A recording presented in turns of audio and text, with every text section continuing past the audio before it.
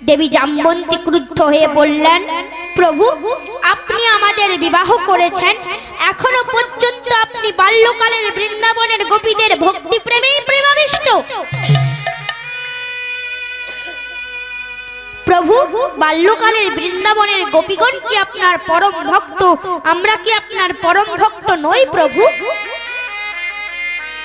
প্রভু আপনি যে কোনো সময়ে পরীক্ষা নিয়ে দেখতে পারেন, আমরাও আপনার পরম ভক্ত।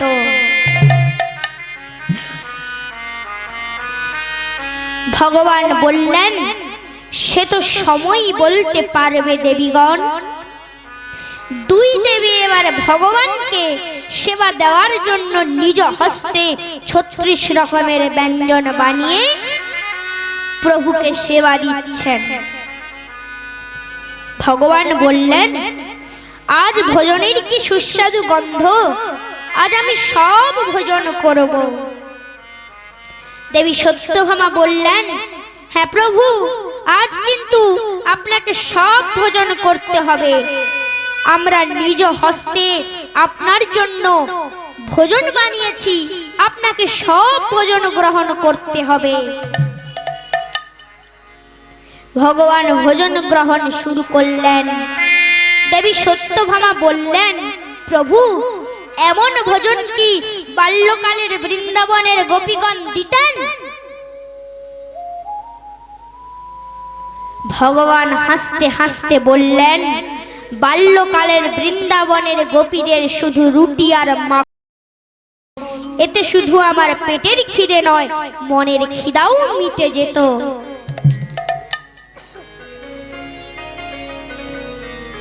দেবী সত্যভামা জিজ্ঞাসা করলেন, প্রভু সেই রুটি আর মাখনে এমন কি ছিল যাতে শুধু আপনার পেটের খিদে নয়, মনের খিদাও মিটে যেত? ভগবান এই প্রশ্নের কোনো উত্তর দিল না। ভগবান ঢেকুর তুলে বললেন, অন্ন ব্যঞ্জনে মাখনে সমদম। ভগবান এবার শয়ন কক্ষে প্রস্থান করলেন। ভগবান এবার ছল করে পেটের যন্ত্রণা করালেন। ভগবান দুই দেবীকে ডাকলেন। দুই দেবী এলেন। দুই দেবী বললেন, স্বামী আপনার কি হয়েছে স্বামী? ভগবান বললেন, দেবীগণ আমার খুব পেটের যন্ত্রণা হচ্ছে। দুই দেবী বৈদ্য মশাইকে ডাকলেন। বৈদ্য মশাই এলেন, ভগবানের সুচিকিৎসা করলেন, তবুও প্রভুর পেটের যন্ত্রণা সারল না। দুই দেবী রাজবৈদ্যকে ডাকলেন। রাজবৈদ্য এলেন, ভগবানের সুচিকিৎসা করলেন, তবুও প্রভুর পেটের যন্ত্রণা সারল না। দুই দেবী আবার হাত জোড় করে কাঁদতে কাঁদতে বলে, হে জগৎ স্বামী অন্তর্যামী ভগবান, হে প্রভু আপনি তো সব জানেন। প্রভু প্রভু আপনি বলে দিন না, প্রভু আপনার পেটের যন্ত্রণা কি করে নিরাময় হবে? বলুন না স্বামী, আপনার পেটের যন্ত্রণা কি করে নিরাময় হবে? ভগবান কাঁদতে কাঁদতে বললেন, দেবীগণ আপনারা তো আমার পরম ভক্ত, দিন না চরণ ধুলি, দিন না চরণ ধুলি, আমি সেই চরণ ধুলি সেবন করে পেটের যন্ত্রণা নিরাময় করব। দিন না দেবীগণ চরণ ধুলি, আমি সেই চরণ ধুলি সেবন করে পেটের যন্ত্রণা নিরাময় করব। দুই দেবী হাত জোড় করে কাঁদতে কাঁদতে বলে, হে জগৎ স্বামী অন্তর্যামী ভগবান, আপনি কি বলছেন? আপনি আমাদের স্বামী। স্বামী হলো পরম দেবতা, আপনাকে চরণ ধুলি দিয়ে কি আমি 7 জনম নরকগামী হব? না না প্রভু, আমি আপনাকে চরণ ধুলি দিতে পারবো না। প্রভু আপনাকে চরণ ধুলি দিতে পারবো না। ভগবান বললেন, তাহলে অক্রূর মশাইকে ডাকো। অক্রূর তো আমার পরম ভক্ত, ও নিশ্চয়ই আমাকে চরণ ধুলি দেবে। দুই দেবী অক্রূর মশাইকে ডাকলেন। অক্রূর মশাই এলেন। অক্রূর মশাই বললেন, প্রণাম দ্বারকাধীশ, আপনি আমায় ডেকেছেন? ভগবান বললেন, অক্রূর মশাই আপনি তো আমার পরম ভক্ত, দিন না চরণ ধুলি, দিন না চরণ ধুলি, আমি সেই চরণ ধুলি সেবন করে পেটের যন্ত্রণা নিরাময় করব, দিন না চরণ ধুলি। অক্রুর মশাই হাত জোড় করে কাঁদতে কাঁদতে বলে, হে জগৎস্বামী অন্তর্যামী ভগবান, হে দ্বারকার অধিপতি, এ আপনি কি বলছেন? আপনি দ্বারকার অধিপতি, দ্বারকার মহারাজ, আপনি ভগবান, আপনাকে চরণ ধুলি দিয়ে কি আমি 7 জন্ম নরকগামী হব? না না প্রভু, আমি আপনাকে চরণ ধুলি দিতে পারবো না, আপনাকে চরণ ধুলি দিতে পারবো না। ভগবান বললেন, তাহলে দ্বারকায় যাও, দ্বারকায় নিশ্চয়ই কোনো পরম ভক্ত থাকবে যে আমাকে চরণ ধুলি দেবে।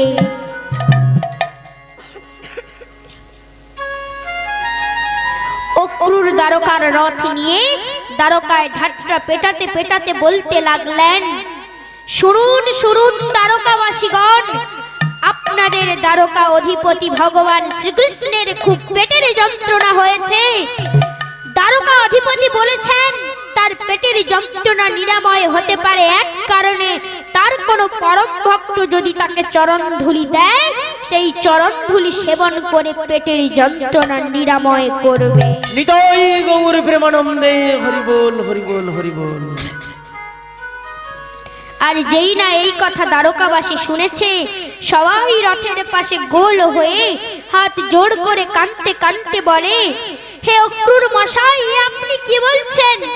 উনি দ্বারকার অধিপতি, দ্বারকার মহারাজ, জগৎস্বামী অন্তর্যামী ভগবান, উনাকে চরণ ধুলি দিয়ে কি আমরা 7 জন্ম নরকগামী হব? না না, আমরা প্রভুকে চরণ ধুলি দিতে পারবো না, আমরা পারবো না প্রভুকে চরণ ধুলি দিতে। অক্রুর নিরাশ হয়ে ভগবানের কাছে ফিরে গেলেন। ভগবানকে গিয়ে বলছেন, প্রভু, দ্বারকায় এমন কোনো পরম ভক্ত নেই যে আপনাকে চরণ ধুলি দেবে। হরি বল হরি বল হরি বল। ভগবান বললেন, অক্রুর মশাই, তাহলে আপনি বৃন্দাবনে যান, বৃন্দাবনে নিশ্চয়ই তো কেউ থাকবে যে আমাকে চরণ ধুলি দেবে।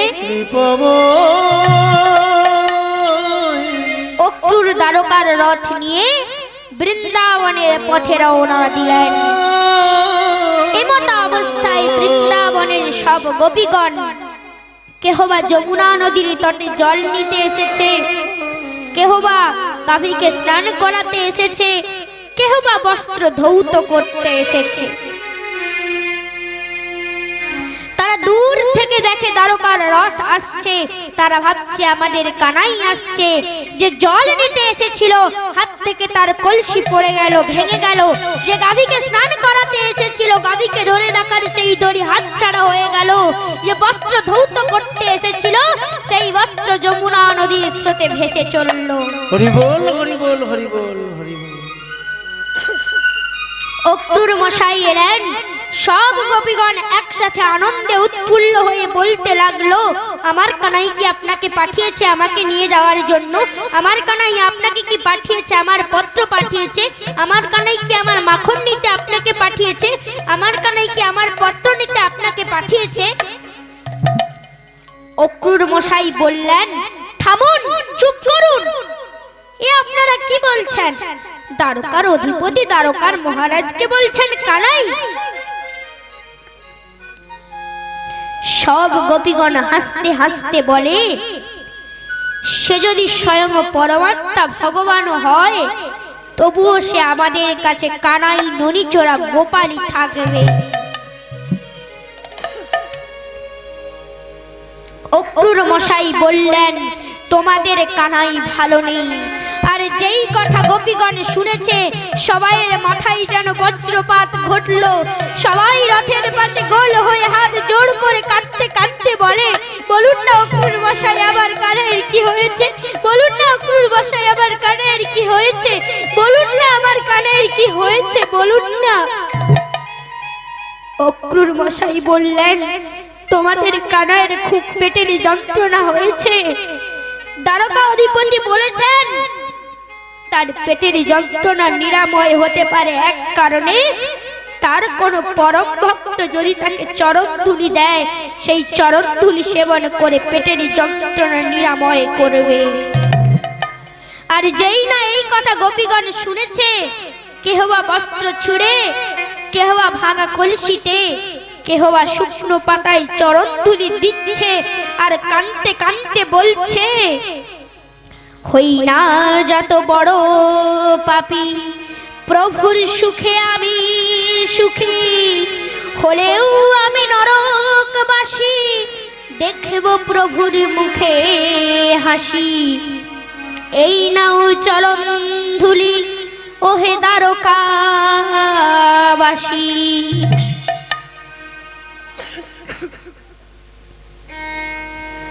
অক্রূর মশাই বললেন, এত চরণ ধুলি লাগবে না।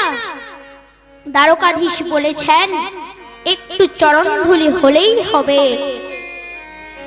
সব গোপীগণ কাঁদতে কাঁদতে বলে, কানাই যখন এই চরণ ধুলি সেবন করবে, তখন আমাদের 7 জন্ম নরকগামী হতে হবে।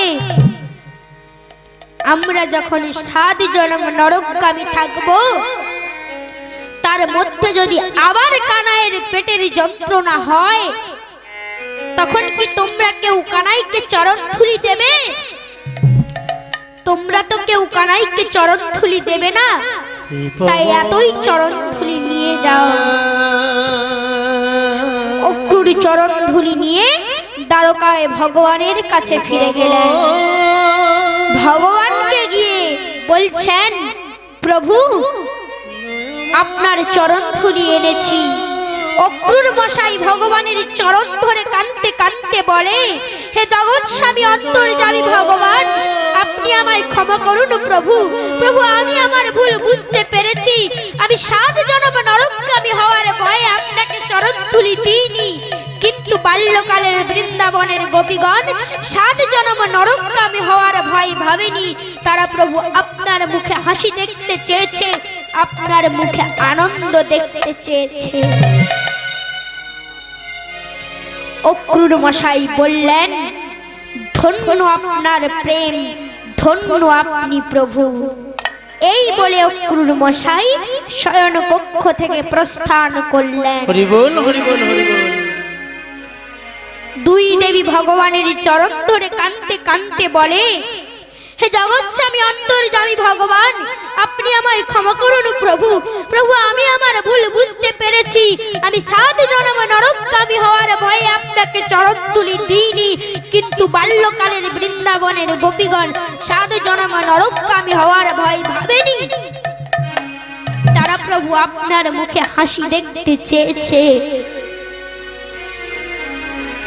দেবী সত্যভামা তার ভুল বুঝতে পেরে সেদিন বলেছিলেন, তুমি জগতের নাথ, তুমি আলোক পথের দিশারি, তুমি অজ্ঞানের ভুল ভাঙাও, তুমি জগন্নাথ স্বামী।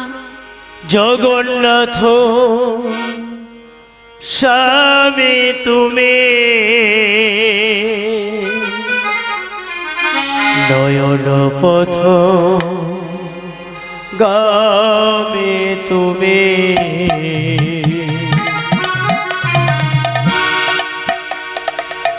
জগন্নাথ স্বামী তুমি, নয়ন পথ গামী তুমি, জগন্নাথ স্বামী তুমি, নয়ন পথ গামী তুমি, জগন্নাথ স্বামী তুমি, নয়ন পথ গামী তুমি, ভব তুমি, ভব তুমি, ভব তুমি, ভব তুমি, ভব তুমি, ভব তুমি, ভব তুমি, ভব তুমি, ভব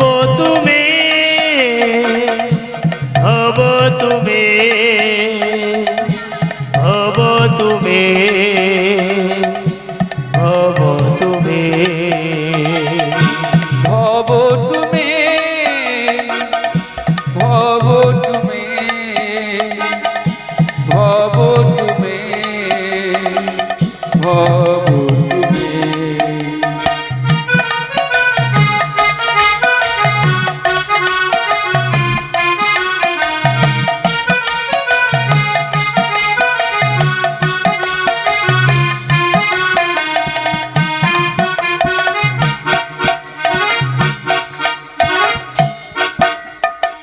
ব্রহ্মা জপে এই নাম,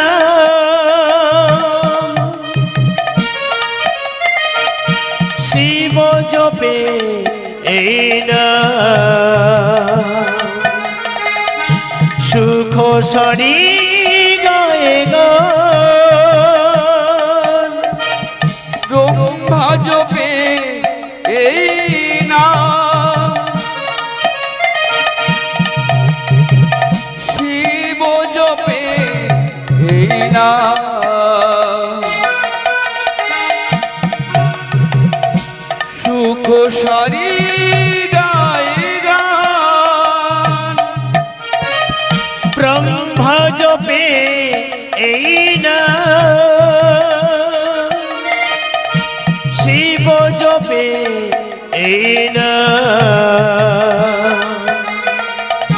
সুখ সরি গায়ে গান। ব্রহ্মা জপে এই নাম,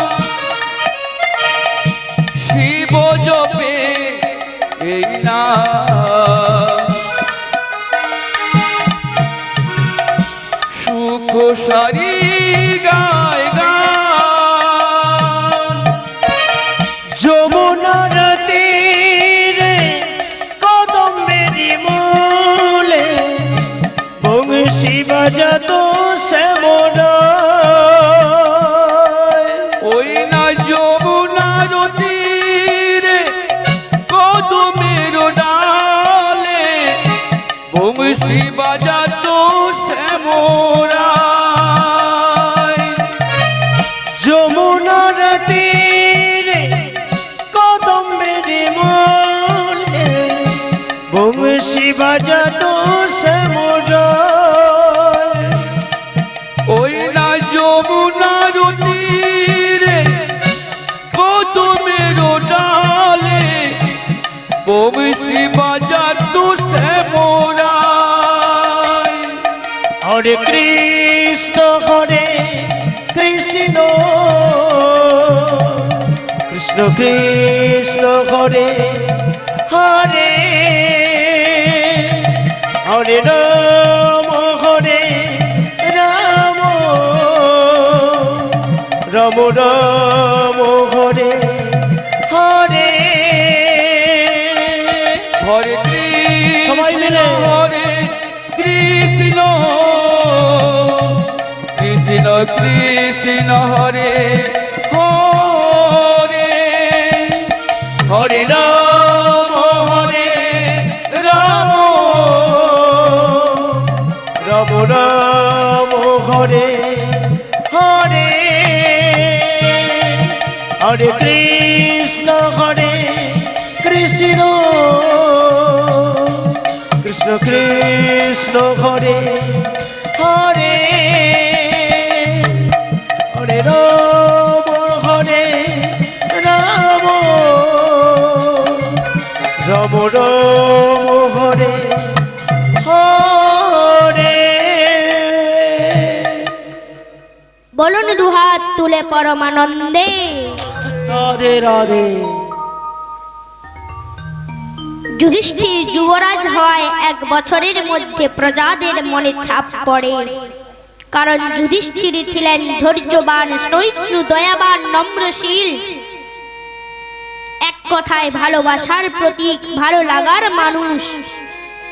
দেশে দেশে পাণ্ডবদের খ্যাতি বৃদ্ধি পেতে লাগলো, পাণ্ডবদের জয় গান ধ্বনিত হতে লাগলো। এই দেখে ধৃতরাষ্ট্র আর দুর্যোধনের ঈর্ষা হয়।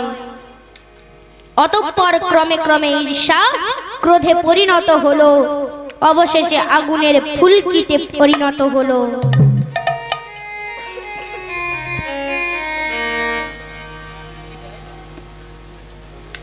ধৃতরাষ্ট্র তার মন্ত্রী কনিককে ডেকে পরামর্শ করলেন, পাণ্ডবদের বারনাবতে পাঠিয়ে দিয়ে হস্তিনাপুরকে করায়ত্ত করে নেবেন, মন্ত্রীগণ এবং রাজকোষকে অধীনস্থ করে নেবেন। যখন পাণ্ডবগণ ফিরে আসবে তখন আর কিছুই করতে পারবে না। পাণ্ডবদের বলা হলো বারনাবতে শিব মহোৎসব হবে, সেখানে যুবরাজের যাওয়া উচিত। প্রজাদের দান করা রাজ্যের মঙ্গল। পাণ্ডবগণ যেতে রাজি হলেন।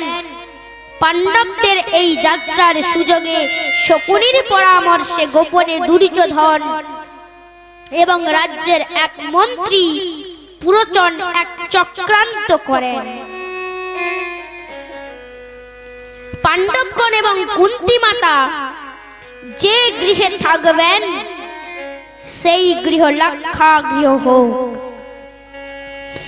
বারনাবত নগরের এক ধারে শন, খড়, কাঠ, ঘি, তেল, চর্বি এবং লাক্ষা দিয়ে মাটির রঙে গৃহ বানানো হোক, যাতে একটু আগুনের স্পর্শে মুহূর্তের মধ্যে গৃহের চারিদিকে আগুন ছড়িয়ে পড়ে। হরি বল, হরি বল, হরি বল। যার কারণে পাণ্ডবগণ এবং কুন্তী মাতা পুড়ে ভস্মীভূত হয়ে যায়। এই চক্রান্তটি অতি গোপনে করা হয়, জানত কেবল পুরোচন, শকুনি এবং দুর্যোধন। হে ভক্তমণ্ডলী, ভাববেন না লাক্ষাগৃহে পাণ্ডবগণ এবং কুন্তী মাতা পুড়ে মারা যাবেন। এই আসরে দোষে গুণে পরিপূর্ণ মানুষ যেমন আমরা কি চাই পাণ্ডবগণ এবং কুন্তী মাতা পুড়ে ভস্মীভূত হয়ে যাক? আপনারা কি চান? আপনারা চান না। সেখানে ভগবান কি করে চাইবেন তার ভক্ত পাণ্ডবগণ আর পিসিমা মারা যাক? ভগবান ভক্তের লাজ বাতাতে চুল পাকা বৃদ্ধ সাজেন, ভগবান ভক্তকে কাঁধে করে বেড়ান, ভগবান ভক্তের পদসেবা করেন। কত উদাহরণ, এর একটা দৃষ্টান্ত বলবো। হে ভক্তমণ্ডলী, কোনটা বলবো? ভগবান কেমন হবে ভক্তের লাজ বাঁচাতে বৃদ্ধ সেজেছিলেন। কিশোর প্রভু বৃদ্ধ হয়েছিল কেমনে? রাজস্থানের মদনমোহন মন্দিরের পূজারী ছিল। এই মন্দিরের রীতি ছিল মদনমোহন জিউকে যে মালা পরিধান করানো হতো ওই মালা ওই রাজ্যের রাজা স্নান সেরে পরিধান করতেন। হরি বল, হরি বল, হরি বল। প্রতিদিনের মতো ব্রাহ্মণ দেবতা ভগবানের আরতি করছেন, সেবা করছেন। এমতো অবস্থায় রাজার এক বৃদ্ধ ছুটে এসে বলছে, ব্রাহ্মণ দেবতা, ব্রাহ্মণ দেবতা। ব্রাহ্মণ দেবতা বললেন, কি হয়েছে? ভৃত্য বললেন, মহারাজা আজ এক বিশেষ দরকারে অন্য রাজ্যে যাবেন, তিনি মন্দিরে আসতে পারবেন না। এই বলে ভৃত্য রাজগৃহে ফিরে যায়। ব্রাহ্মণ দেবতা মনে মনে বললেন, সবই গোবিন্দের ইচ্ছা। ব্রাহ্মণ দেবতা এবার হাসতে হাসতে বলে, হে প্রভু, আমার অনেক দিনের সাধ তোমার কণ্ঠের মালা আমি পরিধান করব। প্রভু, আমার আজ সেই ইচ্ছে পূরণ হলো প্রভু। এই বলে প্রভুর কণ্ঠের মালা খুলে পরিধান করলেন।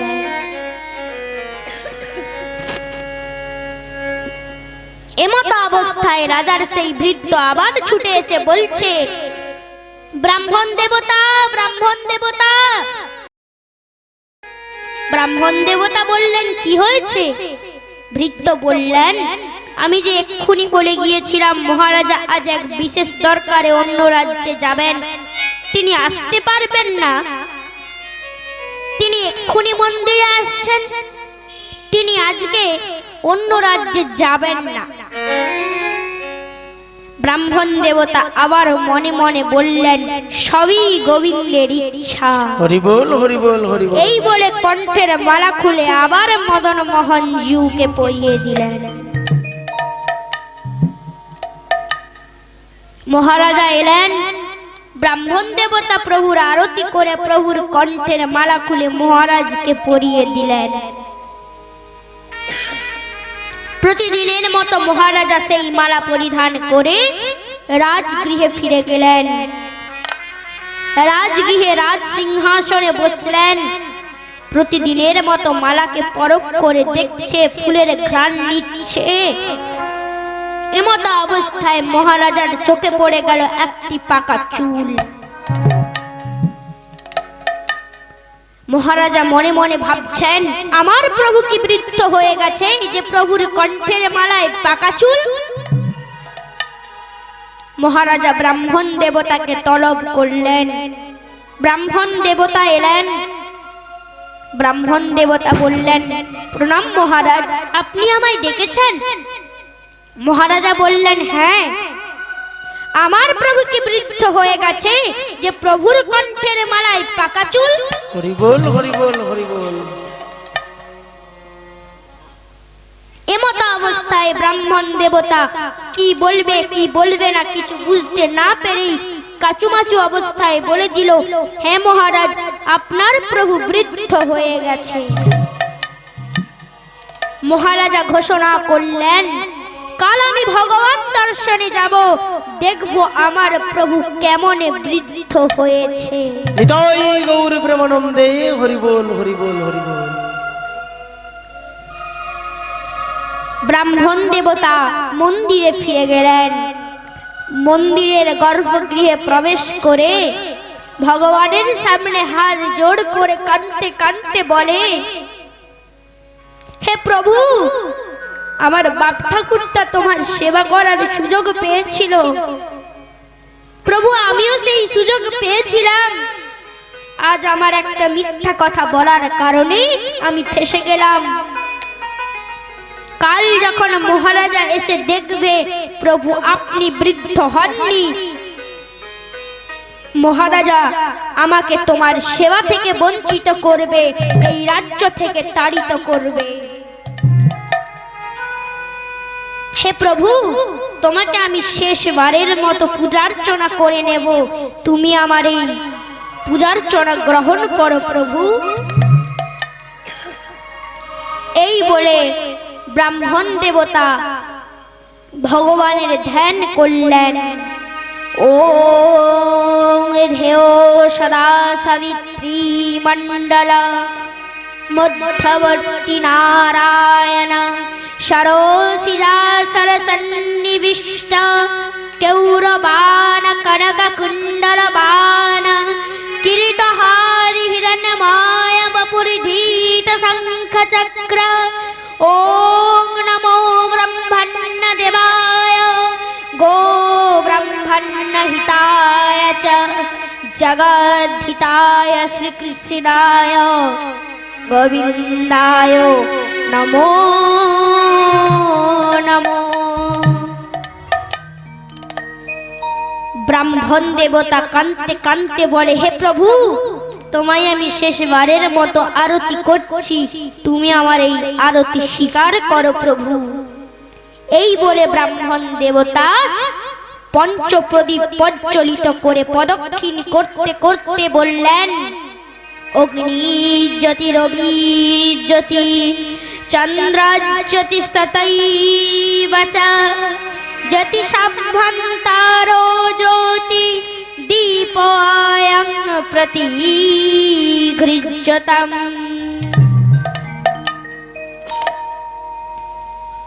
ব্রাহ্মণ দেবতা কাঁদতে কাঁদতে বলে, হে প্রভু, তোমায় আমি শেষবারের মতো প্রণাম করছি, তুমি আমার এই প্রণাম স্বীকার করো প্রভু।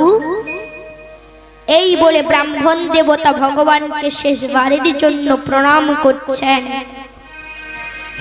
ওং নীলাত পলদল শ্যাম যশোদানন্দনন্দনম গোপিকানয়নানন্দং নমতং গোপবালকং।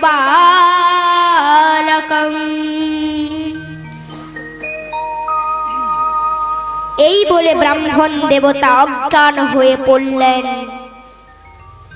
ভোর হলো, মহারাজা এলেন। মন্দিরের গর্ভগৃহে প্রবেশ করার আগে আবারও মনে মনে ভাবছেন, এই জগতে কোথাও আমি দেখিনি ভগবান বৃদ্ধ হয়ে গেছে, কোন ছবিতে দেখিনি ভগবান বৃদ্ধ হয়ে গেছে, কোন পটে দেখিনি ভগবান বৃদ্ধ হয়ে গেছে, কোন মূর্তিতে দেখিনি ভগবান বৃদ্ধ হয়ে গেছে। তাহলে আজ কি করে আমার প্রভু বৃদ্ধ হয়ে গেল? এই ভেবে মহারাজা চৌখাট পেরিয়ে মন্দিরের গর্ভগৃহে প্রবেশ করলেন। মহারাজা মন্দিরের গর্ভগৃহে প্রবেশ করে দেখছেন সত্যি ভগবান বৃদ্ধ হয়ে গেছে।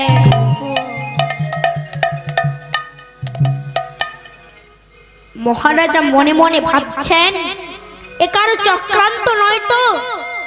আমার প্রভুকে কেউ পরচুলা পরায়নি তো? এই ভেবে মহারাজা প্রভুর মস্তক থেকে একটি পাকা চুল চটকা মারলেন। সেই পাকা চুল মহারাজার হস্তে উঠে এলো। প্রভুর মস্তক থেকে রক্ত খরণ হচ্ছিল। এমন অবস্থায় দৈববাণী হয়, এই বংশের কোনো রাজা বা মালিক চৌখাট পেরিয়ে আমাকে দর্শন করতে পারবে না। হে ভক্ত মণ্ডলী, যে ভক্তের জন্য ভগবান এই বিশ্ব সংসারে ভগবান চিরকিশোর হয়েও, যে ভক্তের জন্য ভগবান এই বিশ্ব সংসারে বৃদ্ধ রূপেও দেখা দিতে দ্বিধাবোধ করেননি, সেই ভক্তের নাম হলো নামদেব। হৃদয় গৌর প্রেমানন্দে হরি বল হরি বল হরি বল। যদি তুমি ভগবান ভক্তেরি প্রাণ, তবে কেন দুঃখ দাও ও দয়াল, তবে কেন দুঃখ দাও? যদি তুমি ভগবান ভক্তেরি প্রাণ, তবে কেন দুঃখ দাও? দয়াল, তবে কেন দুঃখ দাও? যদি তুমি ভগবান ভক্তেরি প্রাণ, তবে কেন দুঃখ দাও ও দয়াল, তবে কেন দুঃখ দাও? যদি তুমি ভগবান ভক্তেরি প্রাণ, তবে কেন দুঃখ দাও? দয়াল, তবে কেন দুঃখ দাও? তুমি যে ভাবনা, তুমি যে কামনা, তুমি যে পরাণের পরাণ ও দয়াল, তুমি যে পরাণের পরাণ।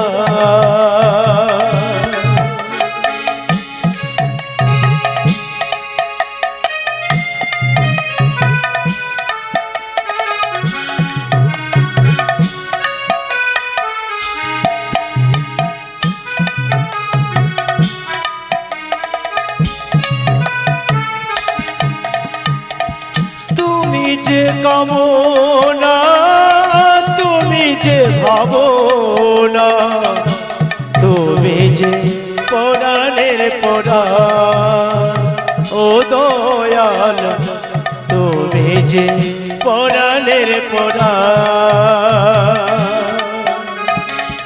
তুমি যে ভাবনা, তুমি যে কামনা, তুমি যে পরাণের পরাণ ও দয়াল, তুমি যে পরাণের পরাণ।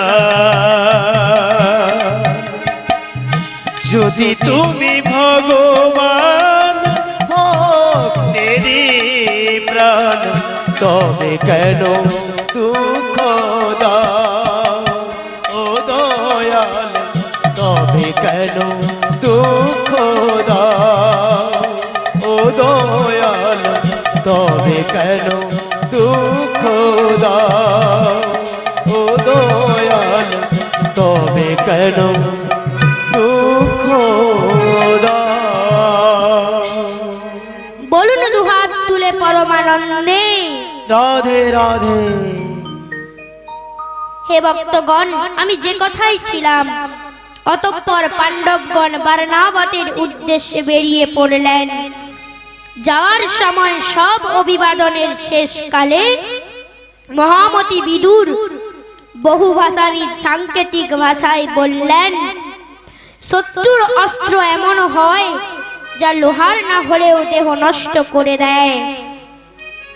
সুরঙ্গে বাসকারী জীব রক্ষা পায়, অন্ধ দেখতে পায় না, কিন্তু সে চলতে ধৈর্য হারায় না। সজারু গর্তে ঢুকে আগুন থেকে বাঁচে, পঞ্চ ইন্দ্রিয় বসে থাকলে কেউ ক্ষতি করতে পারে না।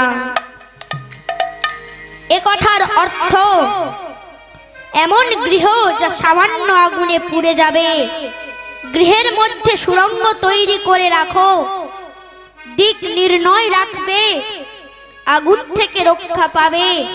পাঁচ ভাই একমতে চললে কেউ ক্ষতি করতে পারবে না। হরি বল হরি বল হরি বল। যুধিষ্ঠির কাকা বিদুরের সাংকেতিক ভাষা বুঝতে সক্ষম ছিলেন। বারনাবতে লাক্ষাগৃহ থেকে পাণ্ডবগণ যথাসময়ে নিরাপদে সুড়ঙ্গ খনন করে রেখেছিলেন। দুর্যোধনের চক্রান্তে লাক্ষাগৃহ পুড়েছিল, কিন্তু পাণ্ডবগণ কুন্তী মাতা পুড়ে মরেননি। পাণ্ডবগণ সুড়ঙ্গ দিয়ে গঙ্গার তীরে এলেন, নদী পার হলেন। দক্ষিণ দিকে চলতে চলতে একটি বটবৃক্ষের তলায় এসে সকলে ঘুমিয়ে পড়লেন। ভীম না ঘুমিয়ে পাহারা দিচ্ছিলেন। ভীম এদের ঘুমোনো দেখে দুঃখে মনে মনে ভাবতেছিল, যারা পালঙ্কে ঘুমায় তারাই আজ মাটিতে, আকাশের নিচে মাতা পাঁচ পুত্র থাকিতে। ওরে দুরাত্মা দুর্যোধন, তোরে কারণে মোরা নিরাশ্রয়, জ্যেষ্ঠ ভ্রাতা চাইলে আমি তোরে পাঠাবো জমালয়। হরি বল হরি বল হরি বল। এ কথার অর্থ, যারা পালঙ্কে ঘুমায় তারাই আজ মাটিতে।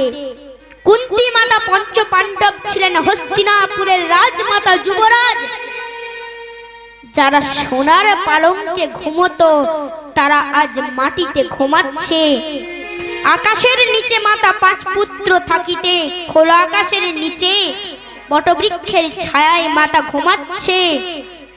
শক্তিশালী মল্লযোদ্ধায় পারদর্শী তার পাঁচ পুত্র থাকা সত্ত্বেও তখন ভীম ক্রুদ্ধ হয়ে বলছে, ওরে দুরাত্মা দুর্যোধন, তোরে কারণে মোরা নিরাশ্রয়, জ্যেষ্ঠ ভ্রাতা চাইলে আমি তোরে পাঠাবো জমালয়।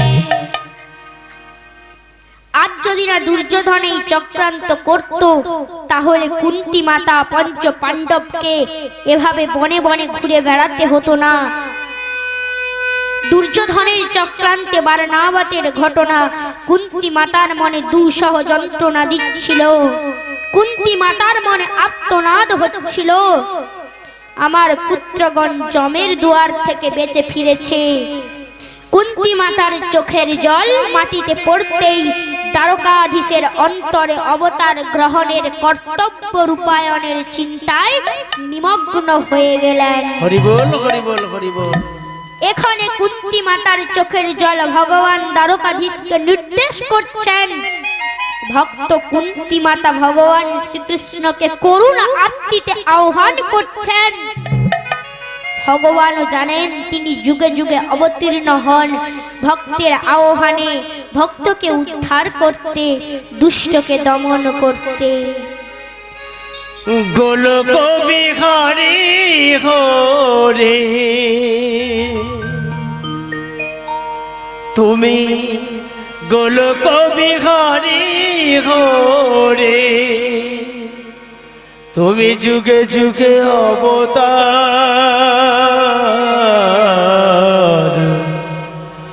দুষ্টের দমন করো ভক্তের করো পার দুষ্টের দমন করো ভক্তের করো পার গোলক বিহারি হরি সবাই দুহাত তুলে গোলক বিহারি হরি তুমি যুগে যুগে অবতার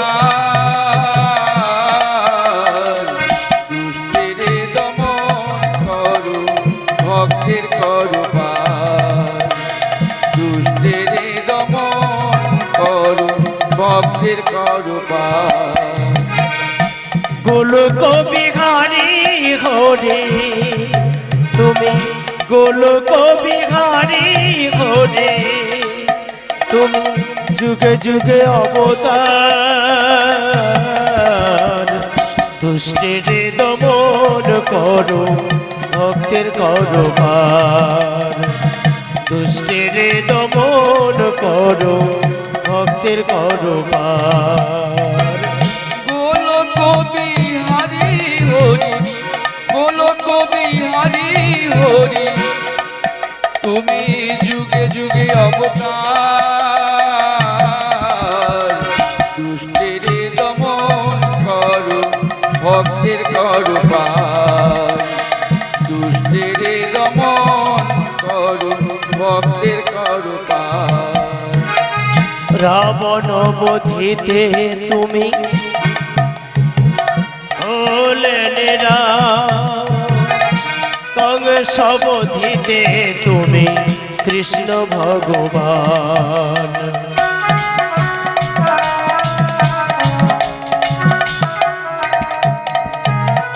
রাবণ বধিতে তুমি হলেন রাম কংস বধিতে তুমি কৃষ্ণ ভগবান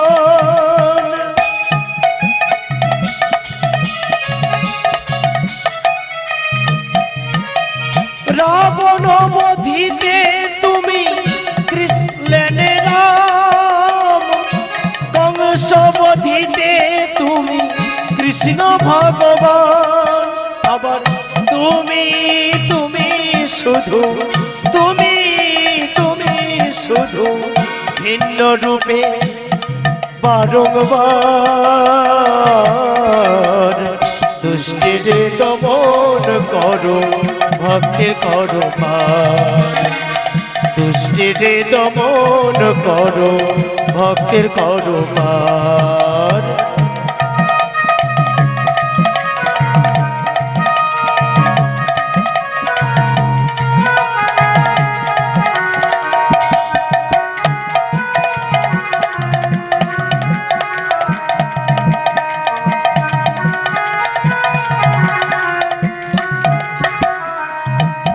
তুমি জ্ঞান দিতে কপিল দেব প্রেমে দিতে শ্রী চৈতন্য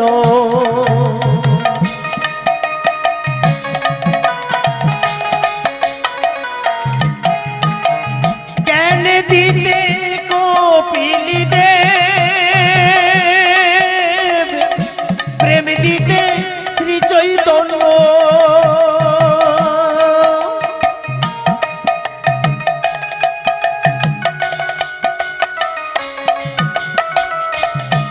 তুমি জ্ঞান দিতে কপিল দেব প্রেম দিতে শ্রী চৈতন্য তুমি ভক্তের ডাকে সাড়া দাও ভক্তের ডাকে সাড়া দাও তুমি করুণায় অবতার দুষ্টের দমন করো ভক্তের করো পার দুষ্টের দমন করো ভক্তের করো পার গোলক বিহারি হরে গোলক বিহারি হরে তুমি যুগে যুগে অবতার, দুষ্টের দমন করো, ভক্তের করো ভার। দুষ্টের দমন করো, ভক্তের করো ভার। দুষ্টের দমন করো, ভক্তের করো ভার। বলুন দুহাত তুলে পরমানন্দে। রাধে রাধে। পাণ্ডবগণের পিতা সকলে একজন দেবতা। তারা কি পুত্রদের প্রতি পিতার কর্ম করেছেন? ভগবান সেই সব দেবতাদের শরণ নিলেন। একে একে ধর্মরাজ, পবনদেব, ইন্দ্রদেব, অশ্বিনী কুমারদ্বয় শ্রীকৃষ্ণের আহ্বানে উপস্থিত হলেন। শ্রীকৃষ্ণ বললেন, হে দেবতাগণ, আপনারা কি ভুলে গেছেন আপনাদের এই অংশ পঞ্চ পাণ্ডব? ধর্মরাজের অংশে যুধিষ্ঠির, পবনদেবের অংশে ভীমসেন, দেবরাজ ইন্দ্রের অংশে অর্জুন এবং অশ্বিনী কুমারদ্বয়ের অংশে নকুল এবং সহদেব। আপনারা কি পিতৃধর্ম পালন করেছেন? এখন আপনাদের পুত্রগণ কোথায় আছে জানেন? তারা কি অবস্থায় দিন কাটাচ্ছেন জানেন? ভগবান আরো বললেন, কুন্তী মাতার 5 পুত্র নয়, কুন্তী মাতা আরো এক পুত্রের জননী। পুত্রের নাম হলো কর্ণ। পিতা হলেন সূর্যদেব, যিনি প্রকাশ দিয়ে থাকেন, তিনি প্রকাশ দিলে দৃশ্যমান হয়। শ্রীকৃষ্ণ সূর্যদেবকে স্মরণ করতে সূর্যদেব প্রকট হলেন। সূর্যদেবের কৃপায় দেবতাগণ পঞ্চ পাণ্ডবের দর্শন লাভ করলেন। দেবতাগণ দেখছেন তাদের পুত্রগণ মাথায় জটা ধারণ করে, বালকাল বস্ত্র, মৃগ চর্ম পরিধান করে তপস্বীর ভ্রমণ করছেন। শ্রীকৃষ্ণ বললেন, আপনারা কি ভুলে গেছেন আপনাদের পুত্রগণ যখন জন্মগ্রহণ করেন তখন আকাশবাণী হয়েছিল? আপনারা তখন শুনেছেন, কিন্তু ভুলে গেছেন। আমি আপনাদের স্মরণ করিয়ে দেই। এই বলে ভগবান হস্ত মুদ্রা দিয়ে অতীতের আকাশবাণী পুনর্নির্মাণ করলেন। হরি বল, হরি বল, হরি বল। যুধিষ্ঠিরের জন্মক্ষণে দৈববাণী হয়েছিল, এই বালক ধর্মাত্মা, সত্যবাদী বীর হবেন, ইনি সমগ্র পৃথিবী শাসন করবে। হরি বল, হরি বল। ভীমের জন্মক্ষণে আকাশবাণী হয়েছিল, এই বালক বলবানদের শিরোমণি হবে। অর্জুনের জন্মক্ষণে আকাশবাণী হয়েছিল, এই বালক ভগবান শঙ্করের মতো পরাক্রমী এবং ইন্দ্রের ন্যায় হবে। নকুল ও সহদেবের জন্মক্ষণে দৈববাণী হয়েছিল, এই বালক বল, রূপ, দ্রব্য, সম্পত্তি, শক্তিতে শ্রেষ্ঠ হবে। কর্ণের জন্মক্ষণে দৈববাণী হয়েছিল, এই বালক দান ও বীরত্বে এই বিশ্ব সংসারে খ্যাতিমান হবে।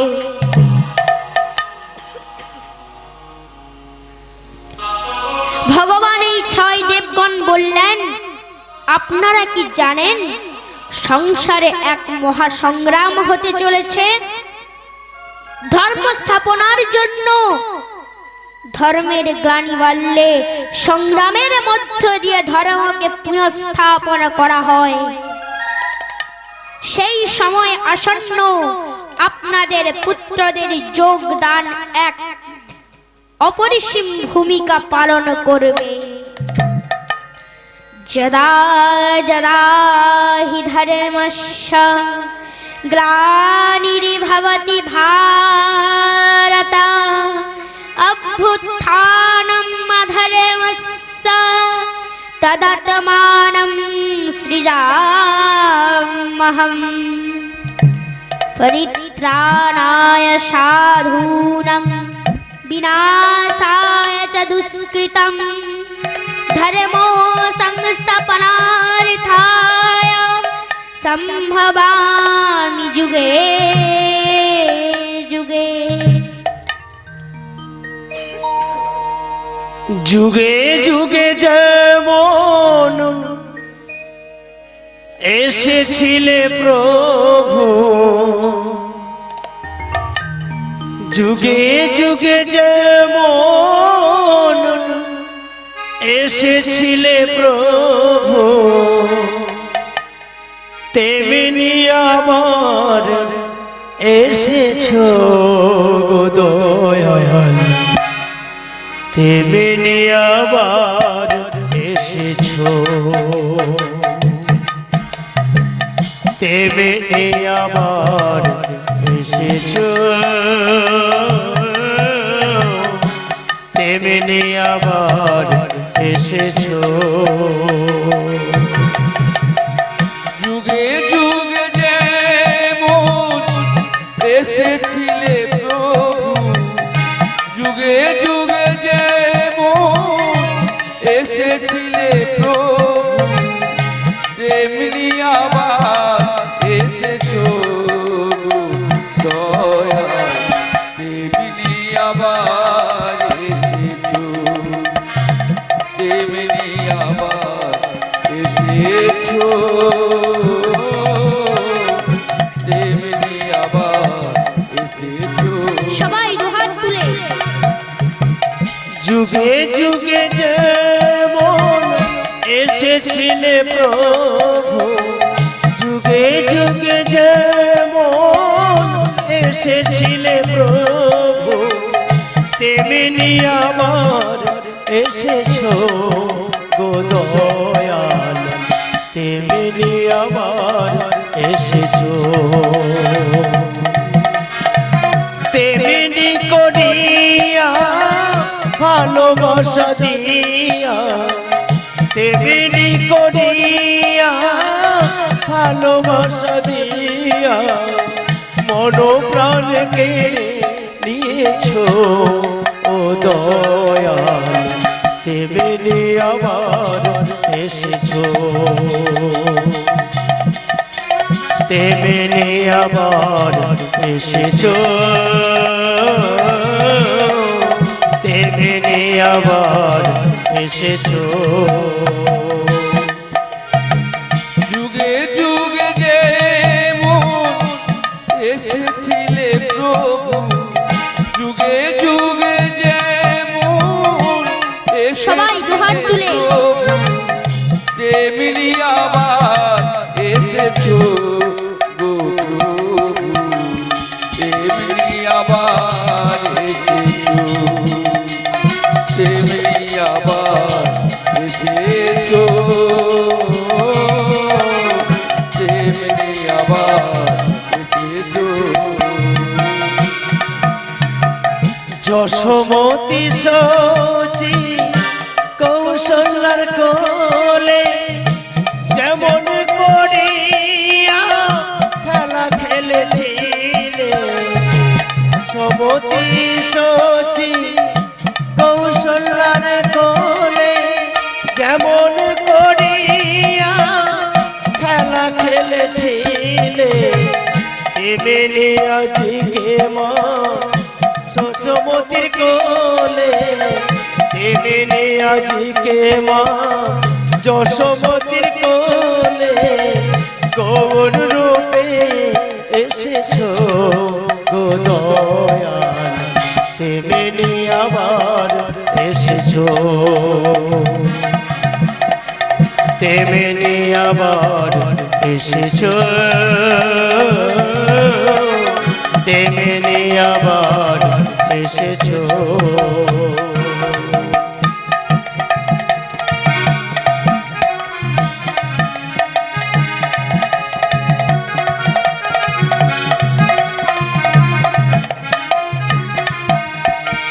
যুগে যুগে যেমন এসেছিলে প্রভু, যুগে যুগে যেমন এসেছিলে প্রভু, তেমনি আবার এসেছো গো দয়াল, তেমনি আবার এসেছো, তেমনি আবার এসেছো, তেমনি আবার এসেছো। বলুন দুহাত তুলে পরমানন্দে রাধে রাধে। ভগবান দেবগণদের বললেন, আপনাদের পুত্রগণের মধ্য থেকে একজন ধর্মযুদ্ধের সারথি, অর্থাৎ কৃষ্ণের সারথি। এই কথা শুনে উপস্থিত 6 দেবগণ বললেন, আমার পুত্র ধর্মযুদ্ধে সারথি হওয়ার যোগ্য। এই কথা সূর্যদেব থেকে শুরু করে সব দেবতাগণ বললেন। ভগবান হাসতে হাসতে বললেন, ধর্মের সারথি আর আমার সারথি গুণের ভিত্তিতে নির্বাচন হবে। আপনারা যান, আপনারা প্রত্যেকে আপনার পুত্রের বিশেষ গুণ লক্ষ্য করুন। প্রত্যেকে পুত্রের যে গুণটি আপনার বিশেষ মনে করবেন, সেই গুণটি আপনি তুলে ধরবেন। ভগবানের কথা শুনে উপস্থিত দেবতাগণ প্রস্থান করলেন। অতঃপর দেবতাগণ পুত্রদের জীবনে ঘটে যাওয়া ঘটনাগুলি দেখতে থাকলেন। এরই মধ্যে প্রত্যেক দেবতাগণ ঠিক করলেন, তারা তাদের পুত্রদের মধ্যে যে ঘটনা কৃতিত্ব দেখেছে তা অবশ্যই সারথি হওয়ার মান নির্ণয় করবে। অতঃপর দেবতাগণ শ্রীকৃষ্ণের কাছে প্রত্যেকে তাদের পুত্রদের ঘটনা কৃতিত্ব উপস্থাপন করলেন। প্রথমে সূর্যদেব তার অংশ পুত্র কর্ণের কর্মকৃতিত্ব উপস্থাপন করলেন। সূর্যদেব বললেন, আমার পুত্র কর্ণ একদিন স্নান সেরে আমাকেই জল অর্পণ করতেছিল। এই মুহূর্তে এক ব্রাহ্মণ এসে আমার পুত্রের কাছে সাহায্য ভিক্ষা চাইলেন। ব্রাহ্মণ বললেন, হে যুবক, কে আপনি? দেখে তো মনে হচ্ছে আপনি বীর দৃঢ়ব্রতী। আপনি আমাকে সাহায্য করুন। আমার পুত্র কর্ণ অসহায় ব্রাহ্মণকে বললেন, হে দ্বিজবর, আমি আপনাকে কি সাহায্য করতে পারি বলুন। আপনি চাইলে আমি আমার প্রাণ পর্যন্ত আপনাকে দিয়ে দিতে পারি, কারণ আমি পিতৃতর্পণ কালে আমাকে যে যা চাইবে আমি তা দিতে প্রস্তুত। ব্রাহ্মণ দেবতা বললেন, আমি রাজার কাছে ঋণ নিয়েছিলাম, কথা মতো শোধ দিচ্ছি। রাজার চোখ এখন আমার 4 কন্যার উপর পড়েছে। রাজা সৈন্য পাঠিয়েছে, সৈন্যরা আসছে আমার কন্যাদের হরণ করে নিয়ে যাবে। সূর্যদেব বললেন, আমার পুত্র কর্ণ অসহায় ব্রাহ্মণ কন্যাদের রক্ষা করেছেন। আমার পুত্রের সাহায্য করার ইচ্ছা এবং করে দেখানো ধর্মযুদ্ধে যা খুবই প্রয়োজন। অতএব আমার পুত্র শ্রেষ্ঠত্বের প্রমাণ করে। অতঃপর ধর্মরাজ যুধিষ্ঠিরের ঘটনা কৃতিত্ব উপস্থাপন করলেন। ধর্মরাজ বললেন, আমার পুত্র যুধিষ্ঠির যজ্ঞ কর্ম করছিলেন। এমন সময় তার ছোট ভাই নকুল চুপি চুপি এসে দাদার পিছনে দাঁড়িয়েছে। নিঃশব্দে নিশ্চল ভাবে এমতা অবস্থায় যুধিষ্ঠির বলে উঠলেন, বলো ভাই নকুল, তুমি কি বলবে, কি জানতে এসেছো? নকুল বললেন, দাদা, তুমি কি করে জানলে আমি এসেছি? যুধিষ্ঠির বললেন, আমি জানি তোমার হাঁটার সময় তুমি মাটিতে কতটা পরিমাণ চাপ দিয়ে চলো। এবার নকুল বললেন, দাদা, আমি বড় ধর্ম সংকটে পড়েছি, আমার করণীয় কি আমায় বলে দিন। আমার কাছে এক রোগী এসেছেন, সে আমার শত্রু, এমনকি সে যে রাজার কর্মচারী তারাও আমার কাছে শত্রু। আমার প্রশ্ন, ওকে কি ঔষধ দেওয়া উচিত হবে? আমার পুত্র যুধিষ্ঠির বললেন, ভাই, তুমি বৌদ্ধ, তোমার কাজ রোগ সারানো, সে রোগী শত্রু হোক কি মিত্র হোক তা বিচার করা তোমার কাজ নয়। তোমার কাজ রোগ নির্ণয় করা, সঠিক ঔষধ প্রদান করা। হে ভক্তমণ্ডলী, একটা কথা মনে রাখবেন, যিনি মানবিক হবেন তিনি উপকারের জিনিস দাম দিয়ে বিচার করেন না। তিনি উপকারের সময়ে জিনিসের মূল্য প্রয়োজন কতটা এটা দেখেন। সময় পরিস্থিতি বিবেচনা না করে সেবার হাত বাড়ানো প্রকৃত সেবা। সে সেবার মূল্য নির্ধারণ করা যায় না। তৃষ্ণার্তের কাছে জলের মূল্য সীমাহীন, ক্ষুধার্তের কাছে অন্নের মূল্য সীমাহীন। এর সঠিক মূল্য কত কে বলতে পারে? দান করলে মহাদান মিলে। এ নিয়ে আমি একটি পৌরাণিক কাহিনী বলছি, শুনুন। একটি বাচ্চা খেলনা বিক্রি করে তার মা ছেলের সংসার চালাতো। সে কখনো কারো কাছে ভিক্ষা চাইতো না। বাচ্চাটি কাউকে কিছু না দিয়ে কিছু নিত না। একদিন খেলনা বিক্রি করতে যাওয়ার সময় বাড়িতে কোনো খাবার ছিল না। মা বলে, খোকা, খেলনা বিক্রি করে টাকা উপার্জন হলে তা দিয়ে তুই খাবার কিনে খেয়ে নিবি। বেশ বেশ। আজ একটিও খেলনা বিক্রি হয়নি। বাচ্চাটিকে প্রচুর ক্ষুধা লেগেছে, মুখ শুকনো হয়ে গেছে। এক বাড়ির সামনে গেটের কাছে গাছের ছায়ায় খেলনার ঝুড়িটি নামিয়ে বাচ্চাটি দাঁড়িয়েছে। হরি বল, হরি বল, হরি বল। গেটটি আধা আধা খোলা ছিল। বাড়ির ভেতর থেকে একটি বাচ্চা মেয়ে দেখতে পেল এই বাচ্চাটিকে। সে গেট বন্ধ করতে এলো। মেয়েটি বাচ্চাটিকে দেখে ভাবছে, এর মুখ শুকনো, হয় ক্ষুধা লেগেছে নয় তৃষ্ণা পেয়েছে। এই ভেবে মেয়েটি বাড়ি থেকে এক গ্লাস দুধ এনে বাচ্চাটির সামনে ধরলো। হরি বল, হরি বল। বাচ্চাটি ক্ষুধার্ত এবং তৃষ্ণার্ত দুই ছিল। বাচ্চাটি দুগ্ধ পান করলো। মেয়েটি গেট লাগিয়ে বাড়ির ভিতরে ফিরে গেল। নিতাই গৌর প্রেমানন্দে, হরি বল, হরি বল, হরি বল। এই বাচ্চা এক সময় বিখ্যাত ডাক্তার হয়েছে, আমেরিকায় ডাক্তারি করেন। এদিকে এই মেয়েটির রোগ হয়েছে।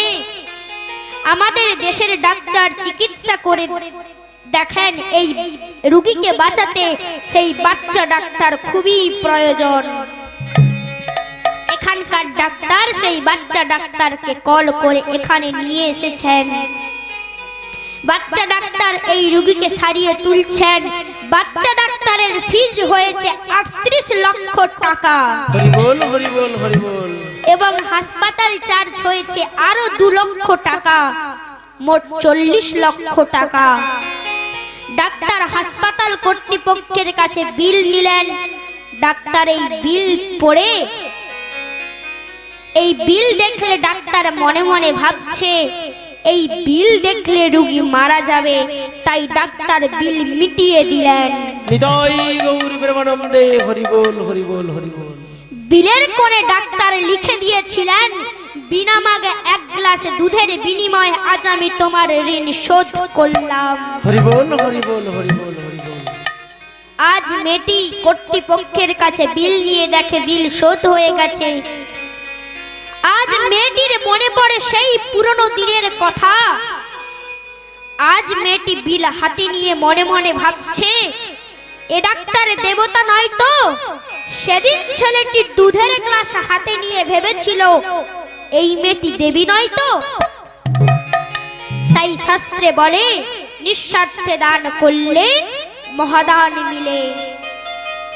ধর্মরাজ বললেন, হে প্রভু, আমার পুত্র ধর্মজ্ঞানী তপস্বী ধর্মশ্রেষ্ঠ। এই ঘটনা শ্রেষ্ঠত্বের প্রমাণ করে। ধার্মিক তো শ্রীহরির সাথী হতে পারেন। যিনি ধার্মিক হবেন তিনি ধর্মের পথে থাকবেন, তিনি ধার্মিক স্থানে যাবেন। তিনি একমাত্র আশা করতে পারেন যুগে যুগে ভিন্ন রূপে ভিন্ন অবতারের দেখা পাওয়ার। তিনি ভক্ত ধার্মিক আশা করতে পারেন। সে ব্রজের কানাই হোক কি নদের নিমাই হোক কিংবা অযোধ্যার রাম হোক, হে ভক্ত মণ্ডলী, তাই তো আমরা তীর্থে তীর্থে ভ্রমণ করি, মন্দিরে যাই, কীর্তনে ভাগবতের আসরে যাই, প্রভুকে দেখার আশায়, প্রভুকে পাওয়ার আশায়। আমি ভাগবতেতে জয়ী,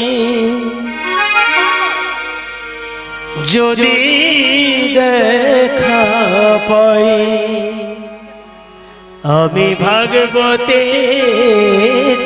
জয়ী, যদি দেখা পাই।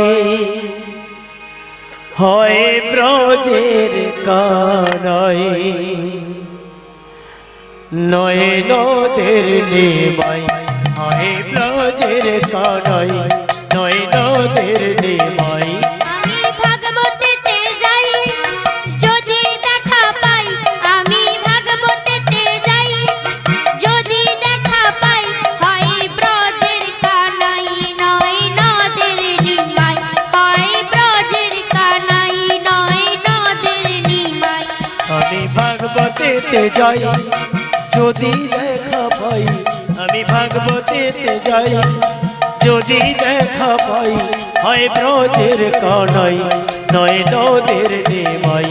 হয় ব্রজের কানাই, নয় নদের নিমাই। আমি ভাগবতেতে যাই, যদি দেখা পাই। আমি ভাগবতেতে যাই, যদি দেখা পাই।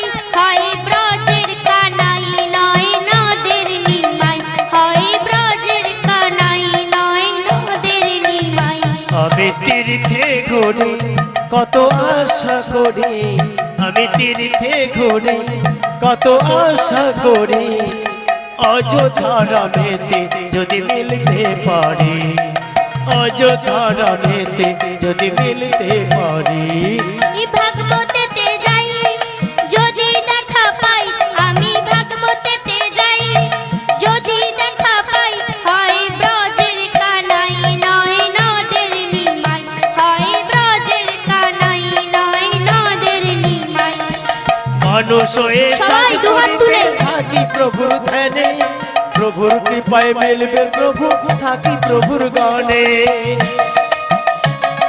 সবাই দুটি বাহু তুলে। মানুষ হয়ে সাজপুরিতে থাকি প্রভুর ধ্যানে, প্রভুর কৃপায় মিলবে প্রভু, থাকি প্রভুর গানে। তাই তো মোরা প্রভুর নামে, তাই তো মোরা, তাই তো মোরা প্রভুর নামে তালি মেরে গাই। হয় ব্রজের কানাই, নয় নদের নিমাই। হয় ব্রজের কানাই, নয় নদের নিমাই। আমি ভাগবতেতে যাই, যদি দেখা পাই। আমি ভাগবতেতে যাই, যদি দেখা পাই। হয় ব্রজের কানাই, নয় নদের নিমাই। হয় ব্রজের কানাই, নয় নদের নিমাই। আমি তীর্থে ঘুরি, কত আশা করি। আমি তীর্থে ঘুরি, কত আশা করি।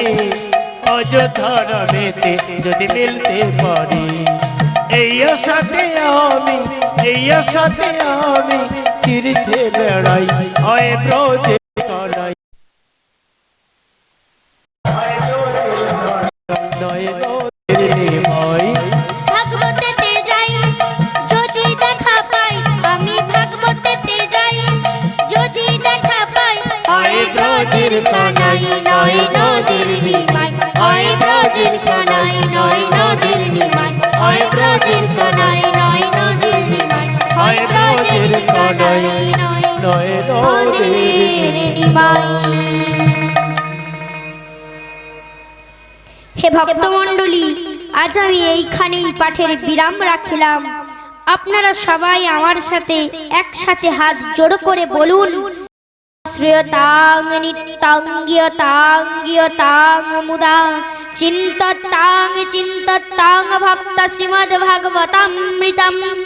ওম যদক্ষরং পরিভ্রষ্টং মাত্রাহীনং চ যদ ভবেৎ পূর্ণো ভবতু তৎসর্বং প্রসাদাৎ সুরেশ্বর। জিহ্বা চলতি পণ্ডিত পাদশ্চলতি হস্তেন। ভীমস্যাপি রণে ভঙ্গ মুনিনাঞ্চ মতিভ্রম।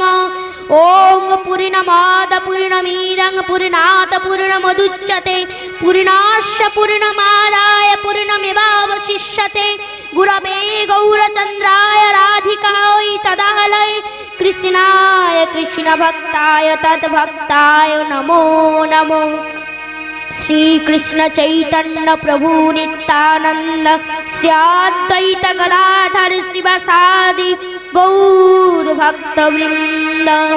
মঞ্ছা কল্পতরুভ্যশ্চ কৃপা সিন্ধুভ্য এব চ পতিতানাং পাবনেভ্যো সর্ববৈষ্ণবেভ্যো নমো নমো। সর্বব্রহ্মণেভ্যো নমো নমো। সর্বভক্তেভ্যো নমো নমো।